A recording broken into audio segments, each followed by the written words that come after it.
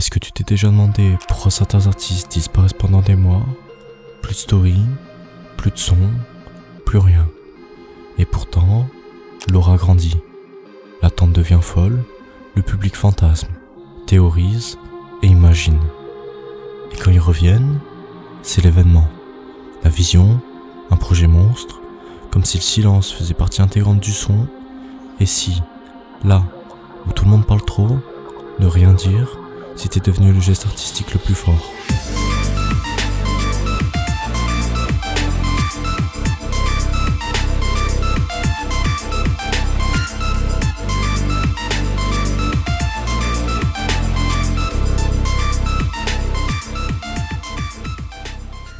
Aujourd'hui, on vit à l'époque de l'hyperprésence.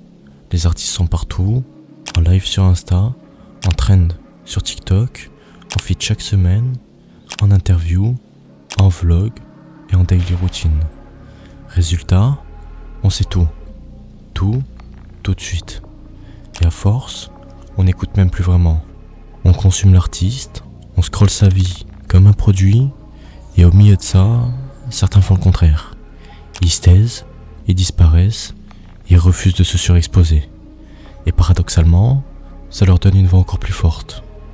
Vous avez forcément au moins un rappeur en tête, Damso et ses longues absences, Nekfeu, quasi fantôme, PNL, toujours hors du monde, Laylo, silencieux jusqu'à l'annonce, et Freeze Corleone, qui parle peu, mais dont chaque mot devient culte. Parce qu'en fait, le silence, c'est du son. C'est une pause, une tension, une attente. Comme un blanc dans un morceau, comme une absence de kick. Avant que ça reparte, ce silence, ça devient une composante de l'identité sonore. Il crée une ambiance, une posture et un style. Et là où beaucoup d'artistes saturent les réseaux, les silencieux font l'inverse. Ils ne disent presque rien, pas d'interview, pas de promo à outrance. Résultat, chaque apparition devient un événement. L'absence crée la rareté crée la valeur, et là, on n'est plus dans la musique. On est dans l'archétype, le culte et la fascination. En fait, c'est un peu comme un personnage de film. Celui qui ne parle pas beaucoup, celui dont on ne connaît pas l'origine, celui qui en dit peu, mais marque à chaque phrase.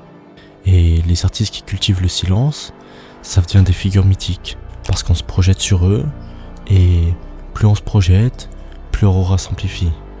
Parce que le silence, c'est aussi une respiration. Créer, c'est pas juste produire à la chaîne. C'est aussi se taire pour mieux entendre le silence. Prendre du recul, regarder le monde et se laisser affecter. Les artistes qui font le silence entre deux projets, c'est pas qu'ils n'ont rien à dire. C'est qu'ils veulent être sûrs que ce qu'ils vont dire va compter. Aujourd'hui, se taire, c'est un acte fort. Dans un monde saturé de contenu, où tout le monde parle en même temps, celui qui se tait devient magnétique. Il prend le contre-pied, il refuse de tout livrer. Il garde une part de secret, et ce secret, c'est ce qui rend la musique encore plus précieuse.